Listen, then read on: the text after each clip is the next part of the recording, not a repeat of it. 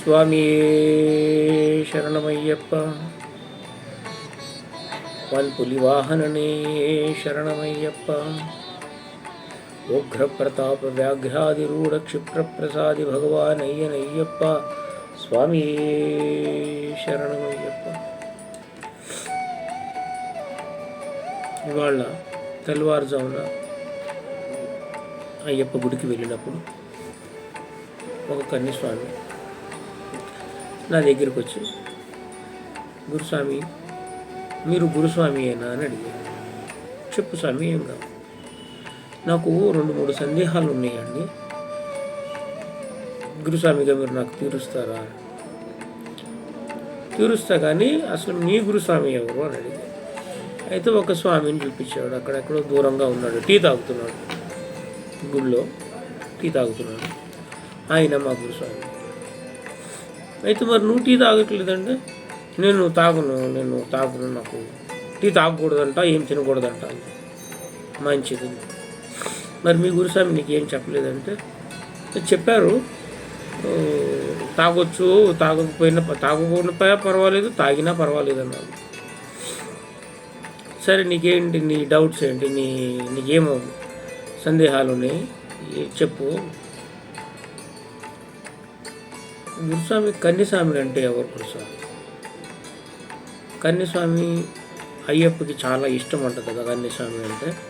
కన్యస్వామి అంటే నిజంగానే అయ్యప్పకి ఇష్టమా? మరి కన్యస్వామి కన్య పూజ చేయాలంట, పడి పూజ చేయాలంట, అది కంపల్సరీ చేయాలా గురుస్వామి? మా గురుస్వామి కన్యస్వామి అంటే నువ్వు కన్యస్వామి కాబట్టి నువ్వు కంపల్సరీ పూజ చేయాలి, కన్యస్వామి పూజ చేయాలి.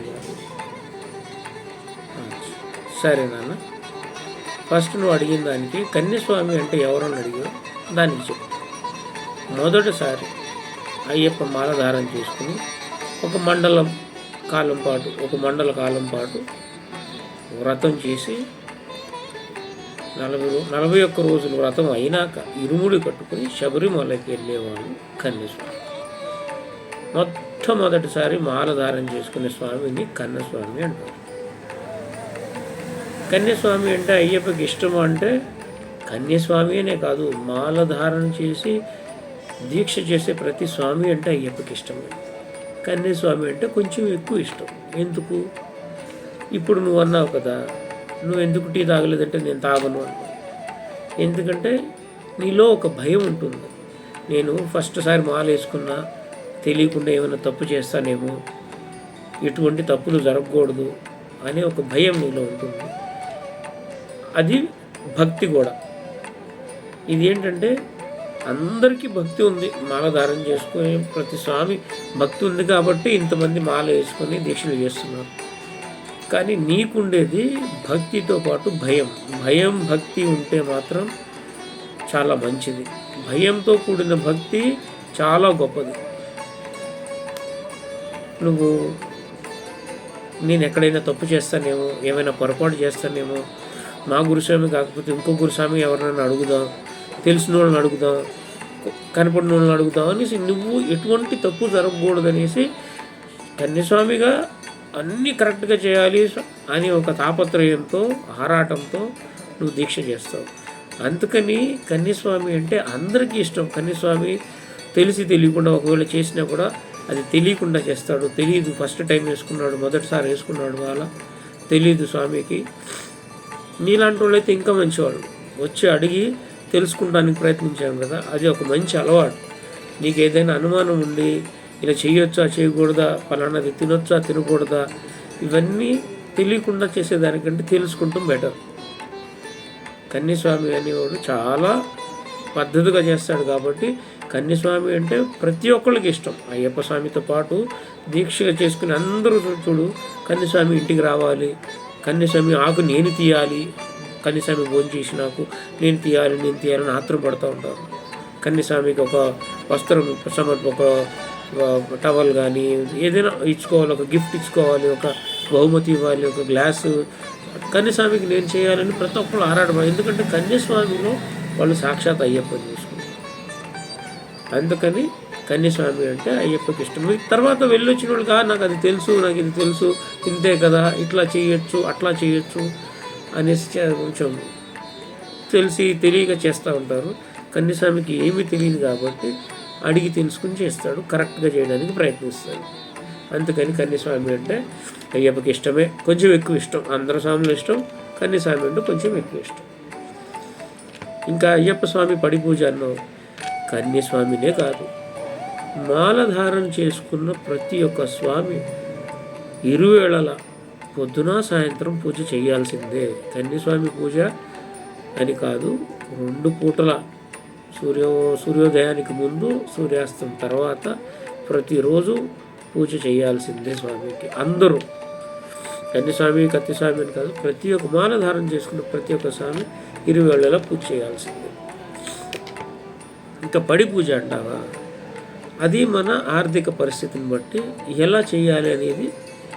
మన ఆర్థిక పరిస్థితి బాగలేదు, మన దగ్గర ఎక్కువ డబ్బులు లేవు, దీక్ష చేయాలని కోరుకుంది, శబరిమలకి వెళ్ళాలని కోరుకుంది, ఇంట్లో నువ్వు ఏదైతే పీఠం పెట్టుకున్నావో, ఎక్కడైతే అయ్యప్పని కూర్చోబెట్టుకుని పూజ చేస్తున్నావో అక్కడే నీకు తెలిసిన ఒక 5 స్వాములు లేదా ఒక 10 మంది స్వామిని ఇంటికి పిలిచి ఒక 2 అయ్యప్ప పాటలు పాడి మీ గురుస్వామితో అష్టోత్తర పూజలు చేయించుకుని ఆకుపడి తమలపాకు పెట్టి అరటి పండు ముక్క పెట్టి ఒక్కొక్క దాని మీద ఒక్కొక్క కర్పూరం బిళ్ళ పెట్టి పడి పాట పాడేసి చేసేసి ఈ 5 ఈ 10 మందికి భక్తి శ్రద్ధలతో భిక్ష పెట్టి భోజనం పెట్టి తాంబూలం ఇచ్చి పంపించవచ్చు.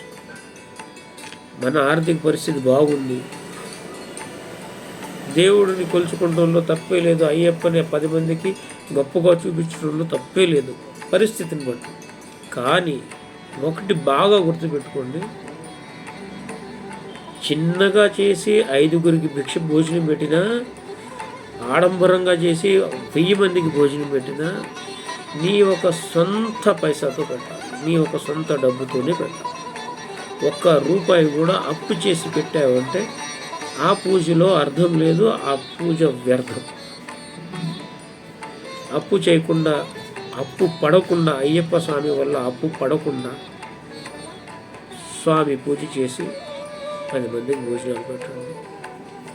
ఎంత బాగా చేసామా అని కాదు, ఎంత గొప్పగా చేసామని కాదు, స్వామి వల్ల మనం ₹1 అప్పు చేయలేదు. నువ్వు చేసే అప్పు స్వామి వల్ల అప్పు చేస్తే స్వామికి సంబంధం లేదు. స్వామి నీకు చెప్పలేదు అప్పు చేసి పూజ చేయమని, స్వామికి సంబంధమే లేదు. కాబట్టి నీ అప్పు తీర్చాల్సిన బాధ్యత స్వామికి లేదు. నేను స్వామికి చేశాను, నా అప్పు అలాగే ఉండిపోయిందంటే అలాగే ఉంటుంది, అలాగే ఉంటుంది. ఆ అప్పు తీరదు. అప్పు చేసి పూజ చేస్తే అప్పు ఇచ్చినోడికి ఫలితం వెళ్తుంది కానీ మీకు కాదు. దయచేసి అందరూ తెలుసుకోండి, మన స్థాయిని బట్టి మనం పడి పూజలు చేద్దాం, అప్పు చేయకుండా చేద్దాం. అంతగా గొప్పగా చేయాలంటే ఒక టీం అందరూ కలిసి చేసుకో, అంతే తప్ప అప్పు చేసి పూజలు చేసి ఆ ప్రతిష్టం తీసుకెళ్ళి అయ్యప్ప మీద వెయ్యొద్దు. అయ్యప్ప స్వామి మీకు ఏమి చెప్పలేదు. అయ్యప్ప స్వామి పేరు చెప్పిన వెంటనే అన్నదానాలు అట్లా వచ్చేస్తాయి, అన్నదానాలు పుడతాయి. ఎవరంటే వాళ్ళు అన్నదానం చేస్తానికి రెడీ అయిపోతారు, దాతలు వస్తారు. కానీ ఇళ్ళల్లో వచ్చేసి పూజలు ఎట్లా ఉన్నాయి అంటే 4 లక్షలు, 5 లక్షలు, 10 లక్షలు సెట్లు వేస్తున్నారు, పెద్ద పెద్ద కార్పెట్లు వేసి కూర్చోబెడుతున్నారు. ఎక్కడో పూజ జరుగుతూ ఉంటుంది, ఇక్కడ కూర్చున్న వాళ్ళకి పూజ కనపడదు, దానికోసం ఎల్సీడీలు పెడతారు. ఇంత చేసి 10-15 లక్షలు ఖర్చు పెట్టి భోజనాలు పెట్టే దగ్గర అరిటాకుల్ని, ఇస్తరాకుల్ని, పేపర్ ప్లేట్లని మొహాన్ని ఇట్లా కొట్టి ప్యాకెట్ ఇచ్చేసి స్వామి పాస్ చేసుకోండి, స్వామి అవతలడికి ఇవ్వండి. నువ్వు స్వామిని ఇంటికి పిలిచావయ్యా బాబు, నువ్వు స్వామిని ఇంటికి పిలిచి భోజనానికి పిలిచావు. అయ్యప్ప ఎవరో ఒకళ్ళ రూపంలో మా ఇంటికి వచ్చి భోజనం చేసుకో అనేసి నువ్వు పిలుస్తున్నావు. ఆ పేపర్ బండలు కట్ట కంపు ఆ పేపర్ ప్లేట్స్ అయితే ప్యాకెట్ ఇవ్వమంటే కెమికల్ వాసన. అరే ఒక 10 మందికి అరిటాగేసి ఇంత నెయ్యి వేసి పప్పు వేసి మంచిగా పెట్టండి స్వామి. అది వదిలేసి ఆడంబరానికి పోయి ప్లాస్టిక్ కప్పులు, ప్లాస్టిక్ పేపర్లు, ప్లాస్టిక్ గ్లాసులు ఇవన్నీ ఏమవుతుంది? మనం తినేసి పక్కన పడేస్తే ఏ జంతువులో తింటుంది, వాటి కడుపుల్లో అంతా ప్లాస్టిక్ చేరుతుంది. ఎంత అన్యాయం స్వామి. మనం తిని మనం ఆనందించడానికి అనేసి వేరే జంతువుల్ని వాటిని హింసపెడతాం. అన్యాయం కదా. పుణ్యం చేస్తున్నాము పాపం చేస్తున్నాము అర్థం కావట్లేదు. 10 మందికి 20 మందికి మంచిగా అరిటాకులు వేసింది భోజనం పెడితే అయిపోయేదానికి ఆడంబరానికి పోయి పేపర్ ప్లేట్లు అనేసి ఈ మధ్య స్వాములు అయితే టేబుల్ మీద కూర్చుని తింటున్నారు. కొంతమంది బఫే సిస్టంలోకి వచ్చేసారు. ఇవి చెల్లవు. అయ్యప్ప స్వామి పడి పూజ చేసుకున్నారంటే బంతి భోజనం చేయాల్సిందే. కూర్చొని చేసిన ఆయన వడ్డించి ఒక 4 10 మందిని సేవ చేయడానికి పెట్టుకుని చేసుకోండి పూజ. నీ ఇంటికి నువ్వు నన్ను మా పూజకి పిలిచి నువ్వే ఆకేసుకో, నువ్వే పోసుకో, నువ్వు 10 మందికి వడ్డించు అంటాం తక్కువ. నువ్వు పూజ చేసుకోవాలి అనుకున్నప్పుడు నువ్వే ఒక టీంని రెడీ చేసుకోవాలి. స్వామి మీరు అందరూ ఉండండి, నాకు హెల్ప్గా ఉండండి, మనం అందరం పడి పూజ చేస్తున్నాం మా ఇంట్లో, కొంచెం నాకు సహకరించండి, ఆకులు వేయడానికి అన్నం వడ్డించడానికి ఉండండి, దగ్గర ఉండి చేద్దాం, ఒక టీమ్గా ఏర్పడి చేయండి. అంతే తప్ప వచ్చారులే స్వాములు 11 వరకు పూజ మెల్లిగా మీ ఇష్టం వచ్చినట్టు పూజ చేస్తారు. మీ ఇష్టం. 8 స్టార్ట్ చేస్తారు. ఒక ఆయన పడి పూజ చేస్తూ ఉంటాడు, ఇంకొక ఆయన అభిషేకం చేస్తూ ఉంటాడు, సంబంధమే ఉండదు. ఈ పంతులేంటి ఆ పంతులేంటి ఏం జరుగుతుంది పూజల్లో అనేది అర్థం కావట్లేదు. పడి పూజను చూడాలా, పైన జరిగే అభిషేకాన్ని చూడాలా, ఆ హారతి అద్దుకోవాలా, ఈ హారతి అద్దుకోవాలనేది అర్థం అవట్లేదు. మధ్యలో ఆభరణాలు ఊరేగింపు ఎక్కడి నుంచి వచ్చింది స్వామి? ఆభరణాలు ఊరేగింపు పన్నాళం నుంచి శబరిమలకి వెళ్ళాల్సిందే ఆభరణం. మీ ఇంట్లోంచి ఎక్కడి నుంచి వస్తుంది? మీరు ఏం చేస్తున్నారు? ఇవన్నీ ఎవరు చెప్తున్నారు అనేది అర్థం కావడం లేదు. భోజనానికి ఒక్కటైతే చెప్తున్నాను, ఎంత పూజ చేస్తున్నారనేది కాదు, మీరు భోజనం ఎలా పెడుతున్నారనేదే లెక్క. దయచేసి మంచిగా వండి మంచిగా పెట్టండి. ఉడకని అన్నం పెట్టొద్దు, రుచులు లేని కూరలు పెట్టొద్దు. మంచిగా దేవుడికి ప్రసాదం పెడుతున్నాము అనే భావంతో 2 ఐటెంలు పెట్టినా మంచిగా పెట్టండి, తృప్తిగా పెట్టండి. స్వామి ఆ చేతులు ఎండిపోయి స్వామి కొంచెం ఆ భిక్ష పెట్టు, స్వామి కొంచెం సాంబారే, స్వామి కొంచెం ఇది అడుక్కుని ఇలాగే కాదు, మీరే అడిగి వేయండి. ఇప్పుడు ఏదో పప్పు వేసుకోవాలనుకుంటా, ఆ స్వామి పప్పు తీసుకుని ఎంతసేపుడికి రాడు. అప్పుడేమో పక్కన ఎవరు వస్తే వాళ్ళు సాంబారా పోయి మజ్జిగ పోయి ఏది పెడితే అది తినేసి తృప్తి లేకుండానే తింటున్నారు. ఒక మనిషి తృప్తి పడేది ఒక విషయంలోనే తృప్తి పడతాడు స్వామి. 100 కోట్లు వచ్చినా ఇంకా వస్తే బాగుంటుంది అనుకుంటాడు. బంగారం కేజీలు వచ్చినా ఇంకా వస్తే బాగుంటుంది అనుకుంటాడు. ప్రతిదీ దేనికి తృప్తి చెందడు. కానీ ఆకులు అన్నం పెట్టి ఆయన కడుపు నిందంటే చాలు నాయన ఇంకా చాలు అంటాడు. ఒక్కదానికే కడుపు నిండిందంటే తృప్తి పడిపోయేది భోజనానికే. తృప్తిపరచండి, స్వామిని పిలిచి భోజనం పెట్టి తృప్తిపరచండి. కడుపు నిండా భోజనం పెట్టండి, సగం ఆకలితో పంపించవద్దు. ఎందుకంటే ఒక వ్యక్తి తృప్తి పడేది కడుపు నిండితే. నువ్వు బంగారం ఇచ్చినా తృప్తి పడడు, డబ్బులు ఇచ్చినా తృప్తి పడ్డు, ఇంకా కావాలనుకుంటాడు. కానీ కడుపు నిండిందంటే మాత్రం ఇంకా తినలేడు. తృప్తిగా స్వామి చాలు స్వామి సంతోషం అంటాడు. అలా చేయండి, పూజలు చేయండి, ఘనంగా చేయండి. దయచేసి ఎవ్వరూ కూడా అప్పు చేసి పూజ చేయవద్దు. ఇంకొక విషయానికి వస్తే భోజనాలు పెడుతున్నారు, 250-350 మందిని పిలుస్తున్నారు, అందరికీ వడ్డిస్తున్నారు, తింటూ ఉంటారు. మళ్ళీ ఈ 250 మందికి తాంబూలం కవర్ ఇవ్వాలంటే లేట్ అవుతుందని తినేటప్పుడే అయితే ఎడం చేతులు ఇచ్చేసి వెళ్ళిపోతున్నారు, లేదంటే పక్కన పెట్టేసి వెళ్ళిపోతున్నారు. తాంబూలం కవర్ పక్కన పెట్టేసి వెళ్ళిపోవడం అనేది అయిపోయింది. నీ భోజనం నువ్వు బయలుదేరు అని చెప్పినట్టు. చాలు స్వామి నువ్వు తినింది చాలు, ఇది నీకు తాంబూలం ఇచ్చేస్తున్నా, ఇక్కడి నుంచి వెళ్ళిపో. ఒకలాగా చెప్పాలంటే ఇక్కడి నుంచి దొబ్బే అని చెప్తావు అనమాట. అయిపోయింది, నీకు తాంబూలం ఇచ్చేది. తర్వాత తినాలని అనిపించదు, అరే తాంబూలం ఇచ్చేస్తాడు ఇంకేం తింటామనిపిస్తుంది. అయిపోయినాక ఒక స్వామి పక్క నుంచి అన్నదాత అంటే వీళ్ళంతా ఎంగిలి చేతులు ఎట్లా పెట్టుకుని సుఖీబావా అంటారు ఎంగిలి చేత్తో.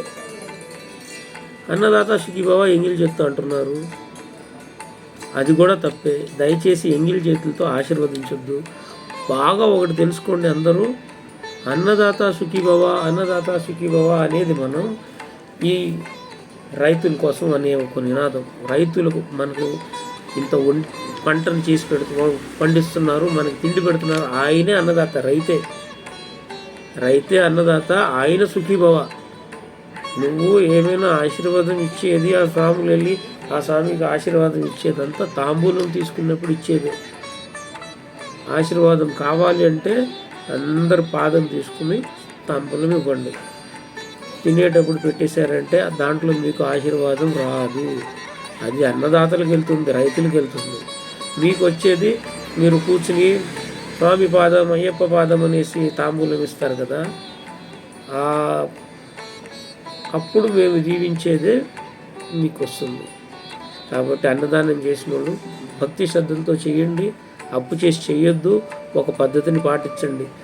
పూజలు తొందరగా మొదలు పెట్టండి, తొందరగా ముగించండి, తొందరగా భోజనాలు పెట్టండి. పూజలు లేట్ చేసి భోజనాల దగ్గర పరిగెత్తి హడావిడి పడి మొహాల మీద ప్లేట్లు ఇసురు కొట్టేంత చేయొద్దు. ఇవి పాటించండి. స్వామి అయ్యప్ప మీ ఇంట్లోనే ఉంటాడు, బయటికి పోడు. అంతేగాని వచ్చిన స్వామి మొహం మీద ఆకులు విసిరేసి పాస్ చేసుకోండి అంటే మాత్రం స్వామి మీ ఇంట్లో ఉండడు. మీ ఇంట్లో స్వామి ఉండాలంటే అతి మర్యాదగా అయ్యప్ప స్వామి మీ ఇంటికి వచ్చాడు, అయ్యప్ప స్వామి వచ్చాడు కాబట్టి ఆయనకి ఏ విధంగా నువ్వు మర్యాద చేస్తావు అది చేయాలి. 200 మందిని పిలిచాను కాదు, ఈ 200 మందిలో ఒక అయ్యప్ప స్వామి ఉన్నాడు, ఒక వినాయకుడు ఉన్నాడు, ఒక సుబ్రహ్మణ్య స్వామి ఉన్నాడు, శివపార్వతులు ఉన్నారు, విష్ణుమూర్తి ఉన్నారు, అందరూ ఉన్నారు. నువ్వు స్వామిని ఇంటికి పిలిచినప్పుడు కుటుంబ సమేతంగానే వస్తాడు, అందరితో పాటు వచ్చి భూతగణాలతో పాటు వచ్చి భిక్ష చేసి వెళ్తాడు. కాబట్టి ఎవరిలో ఎవరున్నారో తెలియదు, అందరికీ ఒకేలాగా, గురుస్వామికి ఒకలాగా, కన్యస్వామికి ఒకలాగా, కత్తిస్వామికి ఒకలాగా అట్లా కాదు, అందరికీ ఒకే విధంగా పెట్టాలి. స్వామియే శరణమయ్యప్ప, గురునాథనే శరణమయ్యప్ప.